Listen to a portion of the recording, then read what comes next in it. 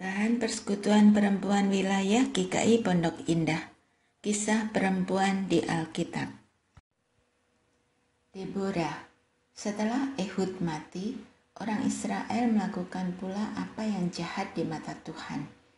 Lalu Tuhan menyerahkan mereka ke dalam tangan Yabin, Raja Kanaan, yang memerintah di Hasor.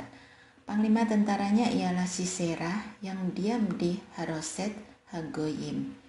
Lalu orang Israel berseru kepada Tuhan, sebab Sisera mempunyai 900 kereta besi dan 20 tahun lamanya ia menindas orang Israel dengan keras.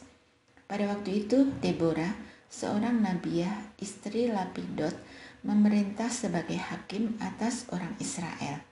Ia biasa duduk di bawah pohon korma, Deborah, antara Rama dan Betel di pegunungan Efraim. Dan orang Israel menghadap dia untuk berhakim kepadanya. Ia menyuruh memanggil Barak bin Abinoam dari Kedes di daerah Naftali. Lalu berkata kepadanya, "Bukankah Tuhan Allah Israel memerintahkan demikian? Majulah, bergeraklah menuju Gunung Tabor dengan membawa 10.000 orang Bani Naftali dan Bani Sebulon bersama-sama dengan engkau. Dan aku akan menggerakkan Sisera, panglima tentara Yabin, dengan kereta-keretanya dan pasukan-pasukannya menuju engkau ke sungai Kison. Dan aku akan menyerahkan dia ke dalam tanganmu." Jawab Barak kepada Deborah, "Jika engkau turut maju, aku pun maju. Tetapi jika engkau tidak turut maju, aku pun tidak maju." Kata Deborah, "Baik, aku turut. Hanya engkau tidak akan mendapat kehormatan dalam perjalanan yang engkau lakukan ini, sebab Tuhan akan menyerahkan Sisera ke dalam tangan seorang perempuan." Lalu Deborah bangun berdiri dan pergi bersama-sama dengan Barak ke Kedes. Barak mengerahkan suku Sebulon dan suku Naftali ke Kedes, maka 10.000 orang maju mengikuti dia. Juga Deborah maju bersama-sama dengan dia. Adapun Heber, orang Keni itu, telah memisahkan diri dari suku Keni, dari anak-anak Hobab ipar Musa, dan telah berpindah-pindah memasang kemahnya sampai ke pohon Tarbantin di Saanaim yang dekat Kedes. Setelah dikabarkan kepada Sisera bahwa Barak bin Abinoam telah maju ke Gunung Tabor, dikerahkannyalah segala keretanya, 900 kereta besi dan seluruh rakyat yang bersama-sama dengan dia dari Haroset Hagoyim ke sungai Kison. Lalu berkatalah Deborah kepada Barak, "Bersiaplah, sebab inilah harinya Tuhan menyerahkan Sisera ke dalam tanganmu. Bukankah Tuhan telah maju di depan engkau?" Lalu turunlah Barak dari Gunung Tabor dan 10.000 orang mengikuti dia. Dan Tuhan mengacaukan Sisera serta segala keretanya dan seluruh tentaranya oleh mata pedang di depan Barak, sehingga Sisera turun dari keretanya dan melarikan diri dengan berjalan kaki. Lalu Barak mengejar kereta-kereta dan tentara itu sampai ke Haroset Hagoyim, dan seluruh tentara Sisera tewas oleh mata pedang. Tidak ada seorang pun yang tinggal hidup. Tetapi Sisera dengan berjalan kaki melarikan diri ke kemah Yael, istri Heber, orang Keni itu, sebab ada perhubungan baik antara Yabin, Raja Hasor, dengan keluarga Heber, orang Keni itu.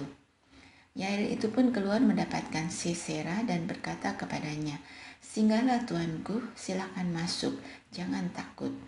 Lalu singgahlah ia ke dalam kemah perempuan itu, dan perempuan itu menutupi dia dengan selimut. Kemudian berkatalah ia kepada perempuan itu, "Berilah kiranya aku minum air sedikit, aku haus." Lalu perempuan itu membuka kirbat susu, diberinyalah dia minum dan diselimutinya pula. Lagi katanya kepada perempuan itu, "Berdirilah di depan pintu kemah, dan apabila ada orang datang dan bertanya kepadamu, 'Ada orang di sini?' maka jawablah, 'Tidak ada.'" Tetapi Yael, istri Heber, mengambil patok kemah. Diambilnya pula palu, mendekatinya diam-diam, lalu dilantaknyalah patok itu masuk ke dalam pelipisnya sampai tembus ke tanah. sebab ia telah tidur nyenyak karena lelahnya. Maka matilah orang itu. Pada waktu itu muncullah Barak yang mengejar Sisera. Keluarlah Yael mendapatkan dia dan berkata kepadanya, "Mari, aku akan menunjukkan kepadamu orang yang kau cari." Lalu masuklah Barak ke dalam, dan tampaklah Sisera mati tergeletak dengan patok dalam pelipisnya. Demikianlah Allah pada hari itu menundukkan Yabin, raja Kanaan, di depan orang Israel. Dan kekuasaan orang Israel kian keras menekan Yabin, raja Kanaan, sampai mereka melenyapkan Yabin, raja Kanaan itu. Pada hari itu bernyanyilah Deborah dan Barak bin Abinoam demikian, karena pahlawan-pahlawan di Israel siap berperang, karena bangsa itu menawarkan dirinya dengan sukarela. Terpujilah Tuhan. Dengarlah ya raja-raja, pasanglah telingamu ya pemuka-pemuka. Kalau aku mau bernyanyi bagi Tuhan, bermazmur bagi Tuhan Allah Israel. Tuhan, ketika Engkau bergerak dari Seir, ketika Engkau melangkah maju dari daerah Edom, bergoncanglah bumi, tirislah juga langit, juga awan tiris airnya. Gunung-gunung, yakni Sinai, bergoyang di hadapan Tuhan, di hadapan Tuhan Allah Israel. Dalam zaman Samgar bin Anat, dalam zaman Yael, kafilah tidak ada lagi, dan orang-orang yang dalam perjalanan terpaksa menempuh jalan yang berbelit-belit. Penduduk pedusunan diam-diam saja di Israel. Ya, mereka diam-diam sampai engkau bangkit, Deborah, bangkit sebagai ibu di Israel. Ketika orang memilih Allah baru, maka terjadilah perang di pintu gerbang. Sesungguhnya, perisai ataupun tombak tidak terlihat di antara 40.000 orang Israel. Hatiku tertuju kepada para panglima Israel, kepada mereka yang menawarkan dirinya dengan sukarela di antara bangsa itu. Terpujilah Tuhan. Kamu yang menunggang keledai betina putih, kamu yang duduk di atas permadani, kamu yang berjalan di jalan, ceritakanlah hal itu. Di tempat-tempat penimbaan air, menurut suara orang-orang yang berdendang, di sanalah orang menyanyikan perbuatan Tuhan yang adil. Perbuatannya yang adil terhadap orang-orangnya di pedusunan di Israel. Pada waktu itu turunlah umat Tuhan ke pintu gerbang. Bangunlah, bangunlah Deborah, bangunlah, bangunlah, nyanyikanlah suatu nyanyian. Bangkitlah Barak, dan giringlah tawananmu, hai anak Abinoam. Lalu turunlah para bangsawan yang terluput. Umat Tuhan turun baginya sebagai pahlawan. Dari suku Efraim mereka datang ke lembah, mengikuti engkau, ya suku Benyamin. Dengan laskarmu dari suku Makir, turunlah para panglima, dan dari suku Sebulon, orang-orang pembawa tongkat pengerah. Juga para pemimpin suku Isakar menyertai Deborah, dan seperti Isakar, demikianlah Naftali menyertai Barak. Mereka menyusul dia dan menyerbu masuk lembah. Tetapi pihak pasukan-pasukan suku Ruben ada banyak pertimbangan. Mengapa engkau tidak duduk di antara kandang-kandang sambil mendengarkan seruling pemanggil kawanan? Di pihak pasukan-pasukan suku Ruben ada banyak pertimbangan. Orang Gilead tinggal diam di seberang sungai Yordan, dan suku Dan, mengapa mereka tinggal dekat kapal-kapal? Suku Asyir duduk di tepi pantai laut, tinggal diam di teluk-teluknya. Tetapi suku Sebulon ialah bangsa yang berani mempertaruhkan nyawanya. Demikian juga suku Naftali di tempat-tempat tinggi di padang. Raja-raja datang dan berperang. Pada waktu itu raja-raja Kanaan berperang dekat Ta'anah pada mata air di Megido, tetapi perak sebagai rampasan tidak diperoleh mereka. Dari langit berperang bintang-bintang, dari peredarannya mereka memerangi Sisera. Sungai Kison menghanyutkan musuh.